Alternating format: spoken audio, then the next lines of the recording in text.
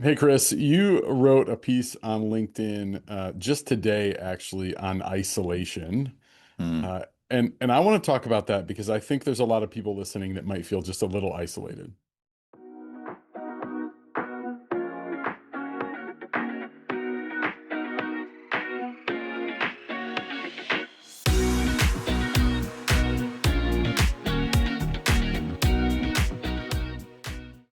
Hey everybody, welcome to Live Fully, Lead Authentically, a Brimstone coaching group podcast. My name is Kurt. I am co-owner, co-founder. I'm here with my friend and co-founder Chris Godfredson. How you doing, Chris? Doing really well today, Kurt. You too? Yeah, I'm good. I am Great. really sweaty. It is hot Oh, in this office is it today. really? It is Yeah. like sauna junior going on here. That's unfortunate. So if you see any sweat, it's not because you're grilling me. It's Oh, not well, because I'm getting nervous. okay, good. Yeah. Well, we'll see about that now, won't we? Yeah. Yeah. See what I did there? I just set it up. Yeah, Yeah. you did set it up for me on Yeah. the tee, Yeah. baby.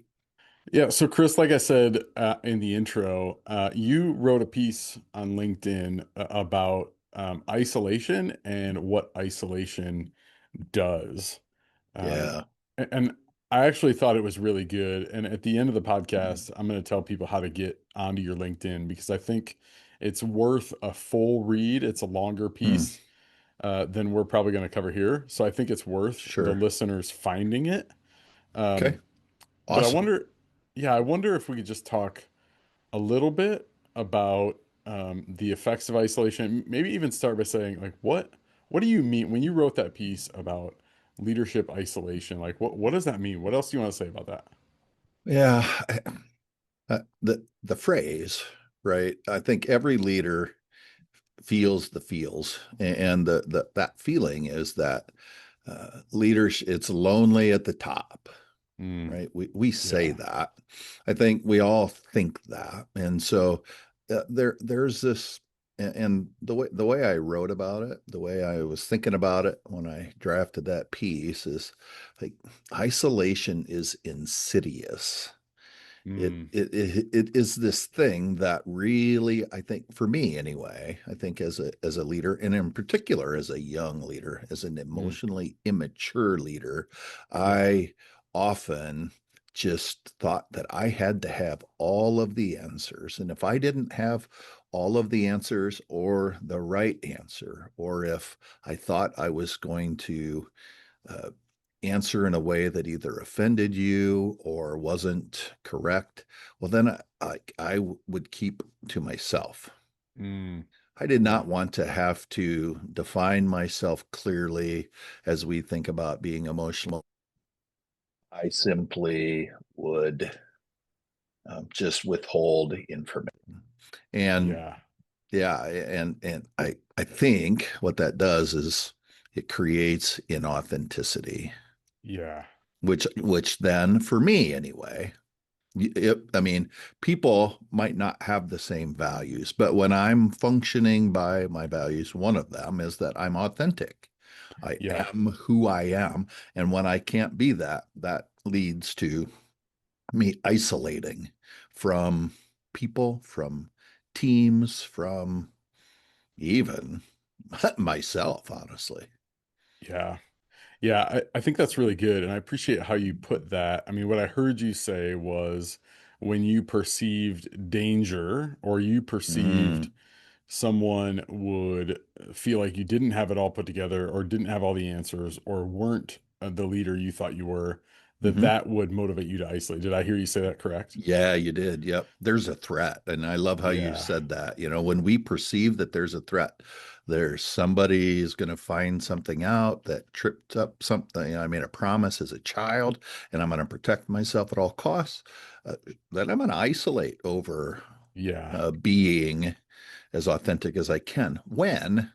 Uh, when, when I don't know, struggling to access a more purposeful or a preferred promise, so that those things that we talk about a lot that enable us to be in stressful situations or when we perceive threats, because it's when I perceive threats and I can't access my best thinking, that then is when I go to isolation. Yeah. Yeah. Hmm. Yeah. And I think in the context of leadership, there are ample opportunities for threats, Right. right? Yeah. Yeah. There are threats every single day, of course. Yeah, yeah. And I think there's threats no matter where we find ourselves in all situations, but especially when we think about leading. And we say all the time, everybody leads something, Yeah. but there's ample amounts of opportunities for people to, or at least for us to feel like there are people making constant judgments of our leadership and Yeah. of our fitness to do the thing we're doing, right? Yeah, that's really well said because that leads to us like keeping up appearances, right? When we Yeah, are curious about, do they really think that I'm fit to do this thing, to do this job, to perform this task? Am I really qualified? Am I enough to do this, right? So I mean that strikes a nerve when you say that. yeah. Would you say more about authenticity? I mean, I think that's striking. Mm, Um, yeah, I'm curious, and we've talked about this on the pod before. You and I have talked about it. I know this is one of your values. This yeah. is one of our shared values. But would you say more about authenticity? Yeah. So for me, I want to be I believe that there is a truest form of me. Mm, There is a true self that's alive in me.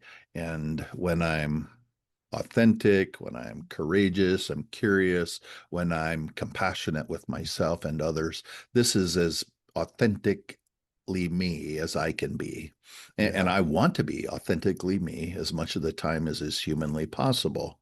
When I'm not authentically me, when I'm not uh, curious, courageous, when I'm out of integrity with myself or with another human being, that's when I go into hiding and I'm not as authentic as I yeah, want to be. So it's not as though I run around and think about authenticity from a perspective of here's all of my dirty laundry and I'm going to air yeah, that before you today. yeah, That's yeah, not yeah, it, right? It's yeah, we think about it like this. There are times when we know what we know. And then there are things that you know that I don't know about me. yeah, There are things that the listener knows that I'm unaware of at the moment. It might be the number of times that I say unless you edit them out in a podcast, right? And then there's this rather large swath of things that I don't know and you don't know. And in all of life, it's like how do we relate with one another courageously enough, curiously enough, compassionately enough that we know more and more about our truest self so that we can be as authentic as we can as much of yeah, the time as is humanly possible because that's how yeah, I want to live my life. The other way is exhausting, frustrating, and overloading, as we like to say around here. So yeah, when I think about being authentically me, uh, I am unafraid to ask for help. I'm yeah, willing to do so. I am willing to acknowledge that I don't have all the answers. Uh, that because it's not possible for me to have all the answers, but I think that for a lot of leaders, the expectation is that you do yeah, have all the yeah, answers, right? So, yeah, yeah. What do you yeah. want to say about any or all of that? Yeah, I mean, I think you're right. I think that is the sort of unwritten expectation that people have for themselves, and I think oftentimes other people have of leaders. I want to hold up something, and I know it probably feels like I'm skirting the question. I might be a little bit, You but might be. uh, I want to hold up something you said because Hmm. I think sometimes we hear the word authenticity, and I think sometimes it's easy to go to what you said, where like I'm gonna just air my dirty laundry, in front of everybody, and that's Mm. me being authentic. I think that is a form of authenticity, whether it's healthy and appropriate or not in all cases, that's a Hmm. different Yeah. conversation. But I'm glad that you said that authenticity is also about being who you want to be and showing up the way you want to show up, right? Yeah. Yeah. Um, isolate if authenticity is I'm just going to say what's so all the time for me with no filter. If Yeah. that's authenticity, then maybe isolation isn't connected to that at all. Maybe those things don't have to be connected. But I think if authenticity is showing up the way we want to show up, then isolation has a huge impact on our ability to be authentic. So I maybe just want to Yeah. hold that up and name, Yeah, that's really well said. yeah, there was a long time in my life I would have thought authenticity was literally just I'm gonna say everything top of mind all the time, you know? Hmm. Yeah. And that's not great either. Well, no, I mean, we see, I mean, what that does, what the behavior Yeah. does is leads to polarization. It's Yes. not so much, well, and isolation. I mean, or Yeah. because it's cancellation, Hmm. largely, and I don't even know if people are being canceled anymore. I think everybody's just it's a free for all in saying whatever Yeah. you want to say, and uh, I don't know, buddy. I That's a I different don't. pod, I think. I think, and I don't want to live my life that way. Right. I Right. want when I'm authentic, like again, like I'm open to hearing from you. I'm open to learning from you, because Yeah. even if we diametrically disagree on something, I can, in my truest self, learn something that's Yeah. valuable. At the very least, I learn something about you, because the for me, the opposite of isolation is connection. Yeah. Yeah. and Yeah. and and I want to experience connection in ways that are powerful Yeah. and redeeming, that enable you and I to um, yeah, grow, learn with and from one another. So Yeah. Yeah. that's one of the ways I think about it. Yeah. Yeah. Yeah. So let me ask you this. I'm sorry it feels like more of an interview here, but It I mean does. you wrote the piece and I I think it's did. really great. Yeah. So I just want to capture some of the things that you wrote. Hmm. Um, when I hear the word isolation, there's an image that comes to mind. It's an image Mm. of like a group of people kind of huddled over there, wherever over there is, and then Yeah. there's sort of me Mm. looking at the over there, feeling as though I can't get to the over there, Mm. or aren't allowed to get to the over there. That's what isolation looks Yeah. like in my head. How would you want to push on that or affirm that? Hmm. I mean, I can see the picture too, right? It's the cool kids are over there um, at the dance, and I'm standing over here all by Sure, myself. sure, yeah, yeah, Yeah, yeah, uh, yeah. It feels alone as yeah, you yeah, describe that. It feels alone. That it feels to me. It seems. It sounds like the opposite of connection. It's yeah, yeah, disconnection, right? And so I don't know. I, I think that image is good. Like I think about it like I'm on an island all by myself. mm, There's nobody else there.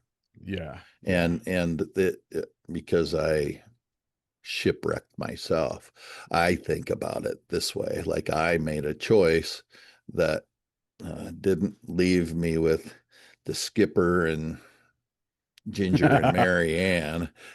I went on a cruise all by myself, yeah, and now I'm just Gilligan all alone. There's nobody else there with me, yeah, yeah, and so you know, I think we're conjuring up similar feelings or similar imagery, and I think that we're looking at it differently. So I'm gonna stop letting you interview, and I'm going to interview you, or I'm going yeah, to ask a yeah, question about that yeah, imagery. You yeah, know, uh, having said what I said, where I feel like I'm alone, you have a picture where, okay, there's a group of people over there, hmm, and I'm standing here, maybe on the outside looking in. That's the way that feels to me. yeah, What do you want to say about that imagery for you of isolation and the yeah. picture you described? It's interesting you went to the high school dance because that's not where I was going. I'm Mm, seeing like a conference room or a lunch room or sure. like a workspace. Hmm. I would agree with you. I think in my word picture, I feel like I'm the one keeping myself out, right? Ah, Or it's the not in their doing, it's no, yours. exactly. Mm. Which I think is Yep. where we overlap, right? In Hmm. the Yep. images. Yeah. Um, definitely. Yeah, to me it's less about like, hey, there's this group of people over there that won't let me in. It's I'm leading and the actions that I've taken or the protections that I've tried to employ have kept me separate because I've been inauthentic and now I'm, you know, behavior after behavior after behavior have led me so far away from connection, um, Hmm. usually for protection, right? Yeah, Um, right. That's why. I mean, the research yeah, would bear that out, that yeah, it isolated leaders become more self-protected. They justify their questionable decision making, and yes, they're less yes. likely to lean on and engage with shared values. So, like, Hmm. what more, what, how might you explain that a little more in depth? Would you have an example where, maybe you were in that boardroom and you were keeping yourself outside? Yeah, that's a good question. I've mentioned this time in my career many times on the podcast before, but I'll say it one more time. I was a production supervisor. I led a handful of people. I led 11 people in a production process. Um, and I was young. I honestly, I had no business doing what I was doing. Um, I didn't know what I didn't know. I wasn't interested in Hmm. knowing what I didn't know, right? Right. I mean, what you just said, Chris, about justifying questionable decisions, like Hmm. that's the thing that I would point to. Hmm. That time after time, I would justify things that maybe even weren't mine to justify, and that Hmm. would, one time, like step by step, little by little, just create distance and connection Hmm. between myself and like my superior, Yeah. right? I would sort of Hmm. hide and justify Hmm. things that I was responsible for that I just really didn't want to get yelled at for, Yeah.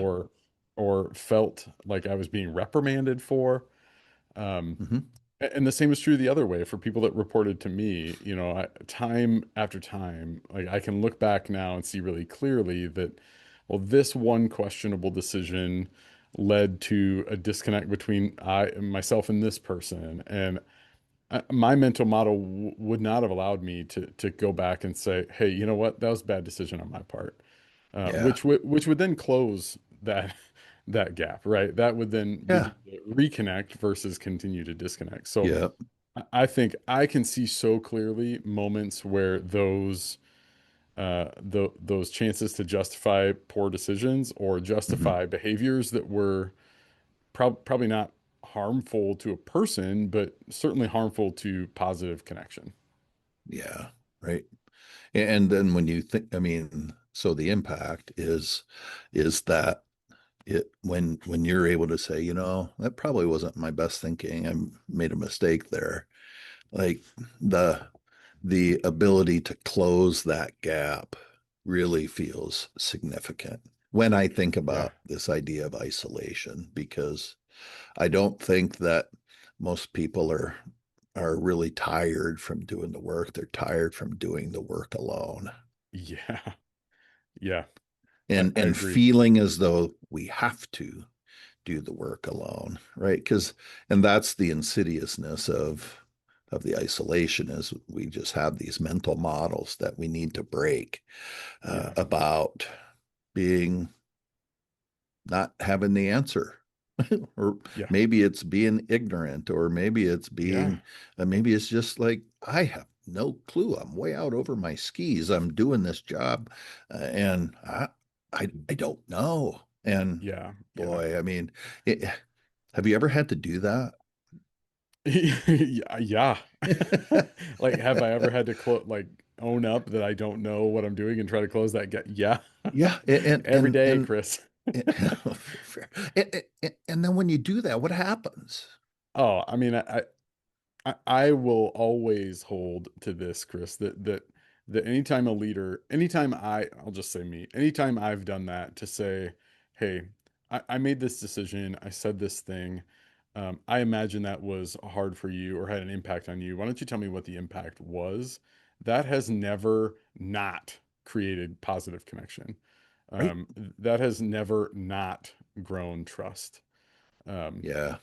does it look like weakness if someone holds a certain mental model of leadership? Absolutely. Mm. But as far as I'm concerned, that's a false mental model of leadership. Yeah. Yep. But I've never seen this go poorly. I've never seen it create isolation. I've never seen it degrade trust. It only ever builds those things up. Yeah, I think that that's for me, I think that's almost always true.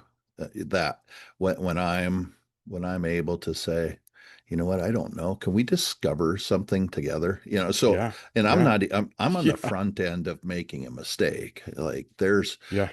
when I clean up my mess for sure, like people are like, okay, yeah, do Hmm. you want to tell Hmm. me the impact? And most of the time they're like, oh, no problem, don't worry about it. And Yes, right. I mean, yes, that's more the default when I'm cleaning up a mess and acting about impact. But when I have a situation where and it like I feel like the weight of the world is on my shoulders because I've been carrying this around for so long and I haven't been willing to ask because I'm protecting myself.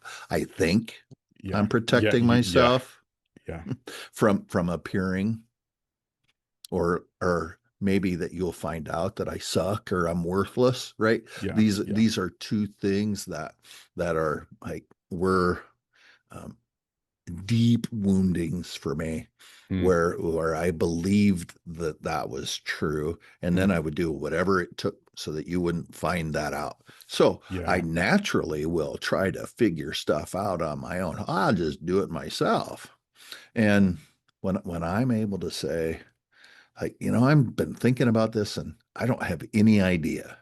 yeah, yeah, Uh, can would you help me think about this, or could you maybe do this? And I have a litany of stories where that was the case, and people were, you know what, I would love to help you. Thank you yeah, for asking me. yeah, It's yeah, just crazy how my yeah, that old mental model is so whack, out of bounds, out of place. It doesn't make sense. It is yeah, amazing to me how inaccurate that story is. And so yeah. for me, like, I don't know, I've gotten to this place where I think in my uncertainty and in my curiosity, I look for more opportunities to say, you know what? I don't know that. I don't have Yeah. an answer. Would you be willing to talk to me about what you think about Yeah. it? So that Yeah. Isolation Island sucks. It's not Fantasy Yeah. Island. That's an old TV reference that you probably don't even get. Just only by But name. okay, I mean, I might even interject. I mean, not to it's go pretty down a powerful. tangent. Yeah. I mean, I don't want to go down a tangent here, but I mean, I think I would affirm certainly from an isolation and connection standpoint. But I mean, honestly, Chris, like I don't know if this is because I'm aging or what this is. But honestly, like I'm coming to realize that I know very little about the grand scheme of things. So the more people I can ask, the more I'm going to learn, the more complete answer I'm going to get. Right? Yes. There's something beautiful in saying I'm going to ask a broad spectrum of people when even when I think I know. Right? There's something about that Yes. that not only decreases isolation, but increases my learning and my knowledge overall. So, I mean, that's kind of tangential, but that's a byproduct. No, I mean, so I'm not sure that it's tangential so much as that was not part of the piece, but I think you Yeah. just hit on something that is seriously profound because I'm looking at it. I'm looking at this idea of isolation as being my own doing. Yeah. And Yeah. um, and I'm still going to take responsibility. But if I so because I'll say it like this, if I'm so arrogant that I have all the answers, my team isn't going to want to be with me, Yeah. Yeah. right? Because well, I mean, he thinks he has all the answers, he has it figured out, right? And Yeah. there Yeah. there's pretty quick. There's nobody following you. Yeah. You've people quit and they're out the door, and there's nobody here to co-labor with. So Yeah. they're in our ability to acknowledge we don't have any well, much of anything figured out. We've got a couple things that might have a little bit of a handle on, but Yeah. if in all humility, if we're able to say, like, you probably know just as much about these things as I do, would you want to engage in a conversation? That thing is going to be like the people who are in the boardroom in that circle. They're going to say, "Hey, Kurt, would you come over here, please? Yeah. We would Yeah. love to hear from you," Hmm. rather than them kind of, oh, there he is again. He has all the Yeah. answers. He doesn't need Yeah. us. So that's why he's staying over there. Right. I mean, Yeah. so we Yeah. have all of these different perspectives that are happening in all of these conversations where Yeah. maybe people think, well, Kurt doesn't want to be a part of our group. Yeah. And, Yeah. and it's oftentimes I think that the isolation is fear based on, at least on my part. Yeah. I don't want you to find out, so I'm not going to ask for help. And Yeah. I don't know, I've gotten really good at, I don't know, it's not playing dumb. It just, I don't know. And, Yeah. I mean, and can we discover together? I mean, it's yeah. okay. Yeah. Yeah. You and I have a mutual friend, and I'm going to have to use the bleep button on this podcast for the Oh, first time ever. Uh, hey. a mutual friend, a mutual colleague, I'll say, of Hmm. ours will say if somebody says they know about they don't know about and I apply that to myself, right? I use that for myself to remind myself like there's a lot to know, and Yeah, I know a very small piece of it. How do I allow others to help me know more of it? yeah, exactly. Well, hey, what about this? Let's take a little break, and then we'll Let's talk do about a it. couple of these symptoms of isolation. Is that cool? Sounds good. Thanks. Have you ever walked out of a meeting or left a conversation thinking, why did I just show up like that? Why did I shrink back or explode or stay silent when it mattered? You're not alone and you're not broken. You're likely reacting from a pattern that started long before that meeting ever happened. In their new book, Live Fully, Lead Authentically, Kurt Busch and Chris Godfreyson unpack the hidden second job so many of us carry, spending our days managing the anxiety, fear, and old stories that shape how we lead. Through honest stories and practical tools, they invite leaders to pause, reflect, and lead in a new way. Get your copy today at brimstonecoachinggroup.com/new book. Order now. This is your invitation to lead differently.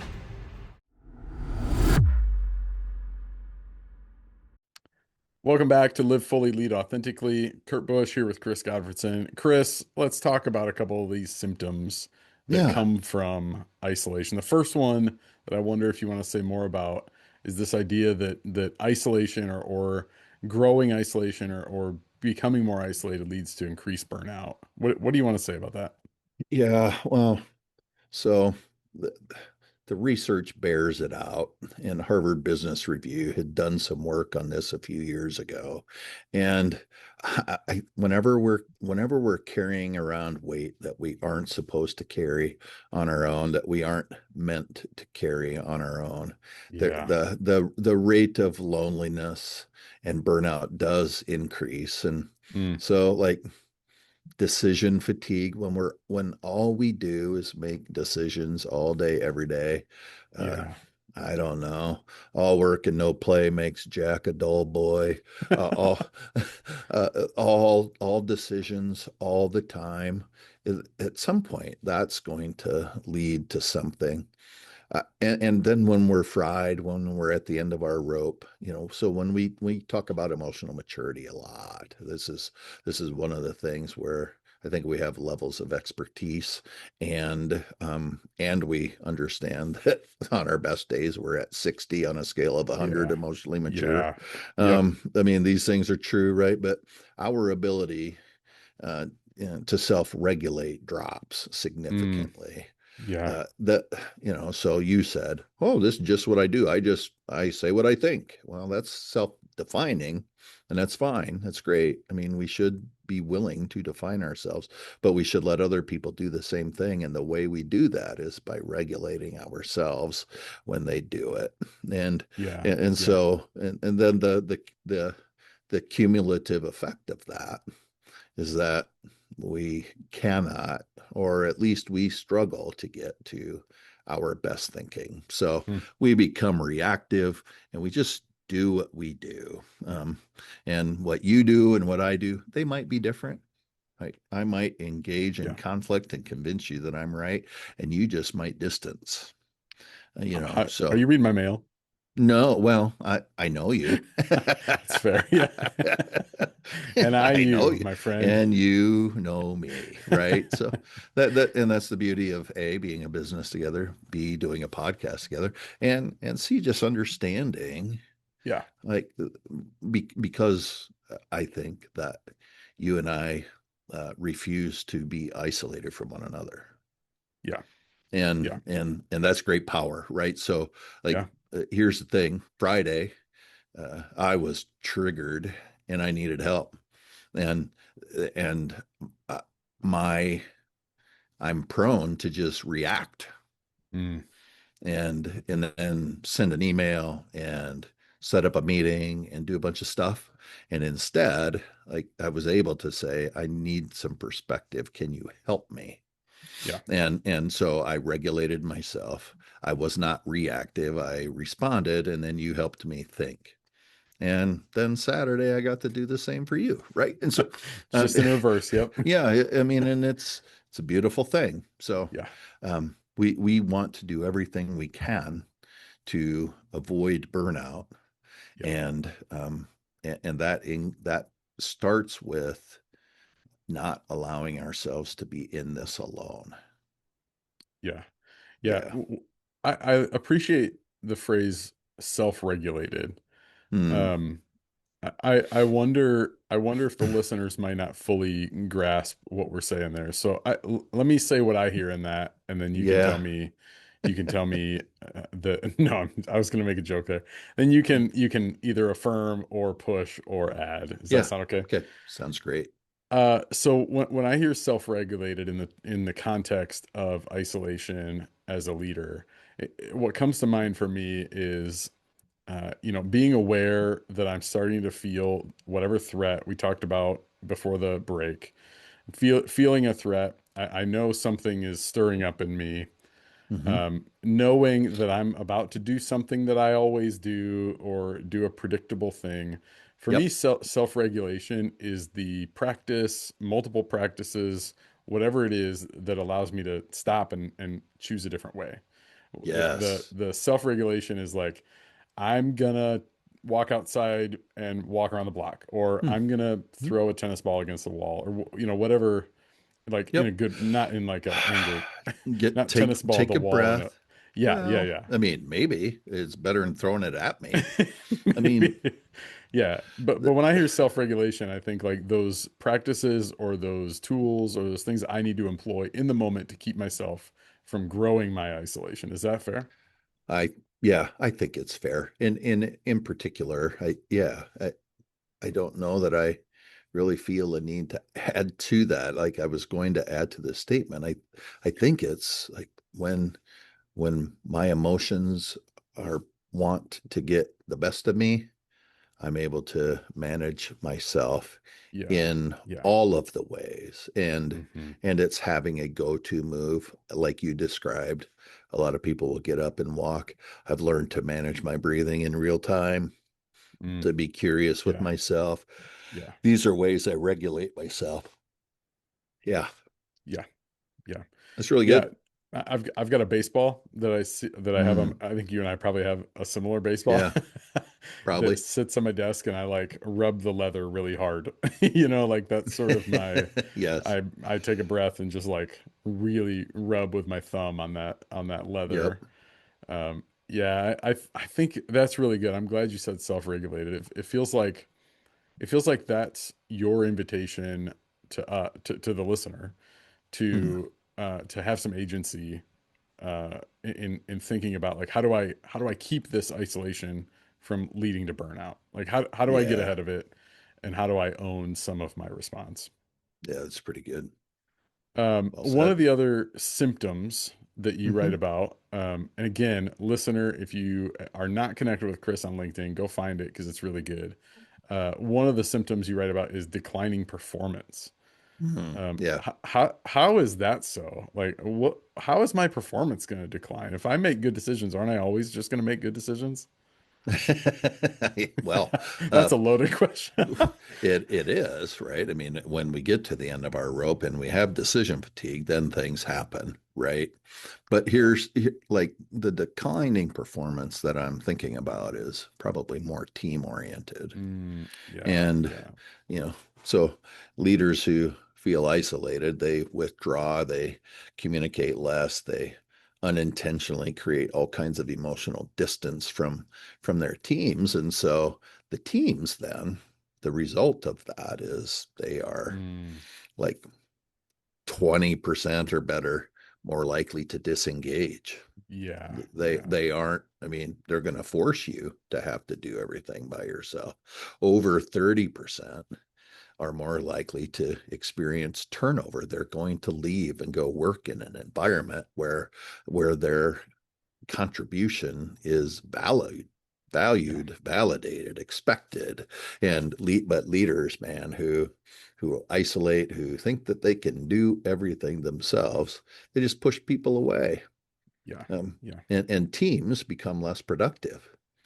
If you think about it, if back in your day when you were leading, when you had a team of 11 people you were leading, the 11 or 12 of you got a whole lot more done than you get done by yourself. Yeah. Yeah. There's no way around that. Yeah. And uh, and if you withhold information or you don't invite their input, or you're protecting yourself from something in the past that you don't want to be triggered, and you're isolating because you just don't invite them into any process, the teams Yeah. will absorb your disconnectedness, and Yeah. they will Yeah. just they'll they'll they'll they'll quiet quit, they'll slow Yeah. fade out the door, or they'll just do their thing and keep uh, getting a paycheck that is not worth its weight in gold, I think, right? In Yeah. terms of Yeah. productivity, when it falls off, it falls. Yeah. Yeah. Yeah. And that's, I mean, it's on the leader Yeah. to not isolate, to be aware of, oh, I'm feeling this happening, and there are remedies, right? I can get into Yeah. action and take responsibility here. Yeah. Yeah. I What do saw you think this. about? Yeah. I saw this in practice once, and I may have used this in a pod previously, but it's just such a good example. I want to use it again. Hmm. I saw this in a leader not that long ago. This leader was a leader in a business office, was responsible for things like budget and creating a budget and keeping to a budget, all that kind of stuff. And this person made a mistake mid fiscal year, like not around a Mm-hmm. budget time, but made a mistake that led to people's direct deposit being late by like 2 weeks. Um, not nothing, right? Yeah. That leader stood up the next time everybody was around a table together. That leader stood up and said, "Hey, I made a mistake, right? My Hmm. mistake, my mistake only." Um, gave a spot, gave a space for everybody to kind of name impact, and then laid out like here's how I'm not going to do that again. Like here's a tangible plan that's going to keep me from making that mistake Hmm. again. Um, there's no doubt in my mind that when other hard conversations about budget or budget requests, when those things came up later in the year, there's no doubt in my mind that those conversations went differently because this Yeah. leader stood up in that moment and said what she Mm. said. Um, Yeah. Right. Tangible performance increase. Like, can I measure that? No, but there's not a Mm. doubt in my mind that that Right. team functioned better because of that moment. Yeah. They stayed in it with her, right? Hmm. Yeah. Everybody who stays engaged. Yeah, Yeah. yeah, Yep. yeah. Yeah, well, let me say this, Chris. I'm going to say it again, and you can't stop me. Listener, if you don't follow Chris on LinkedIn, go do it right now. There's a link to his LinkedIn, to both of our LinkedIns in the show notes. Give Chris a follow for sure. Find this post, which is from November 19. I'm not exactly sure when this will go live, but it's the post I think is from November 19. Yeah, is that correct? Mm. Today? Yeah, probably. It's live. It's out in the world. Yeah. 18 or 19, November 18 or Yeah. 19, you can find it there. But Yeah. it's worth a read. Uh, Chris, let me ask you this mhm. last interview question of the of the podcast. Uh, Uh, if someone's listening to this, somebody reads uh, that post and yeah. says, you know what? I think I want to work with Chris to understand this more of how it's Mm, showing up in my own leadership. If someone's hearing this saying, gosh, these two are reading my mail and I need some help mm. working through this. How do they get a hold of you or me? Yeah, the best way to do that, of course, is to go to brimstonecoachinggroup.com and find a schedule, a free initial inquiry or a free consultation call. Any of those things, go to, I think you can probably go brimstonecoachinggroup.com/schedule.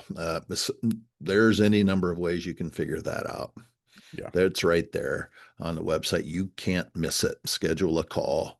And we would just love to have the conversation to see if working together would be a fit. That initial 20, 30-minute call is 100% free. The only investment you make is your time and your willingness to say, yeah, here's my struggle. This is what I've been dealing with. yeah, Can you help me? And then we'll decide together whether or not we're a good fit or not. And I think that's the beauty, right, Kurt, is as we yeah, talk to people around the country and as we have conversations with potential clients, there are times when we just, yeah, I don't know that there's anything here. I don't know that yeah, we're a good fit, and it's okay. yeah, So yeah, yeah, I would invite everybody to take the to take that step. And Kurt writes every bit as well, if not better than I do on LinkedIn. And he would be worth your time in working with. So we would love to have you click on that button and schedule your free call today. yeah. Thanks for saying that, Chris. Thanks for the conversation. Thanks for the coaching the other day. It's just a pleasure to Same. sit down and talk about this stuff with you.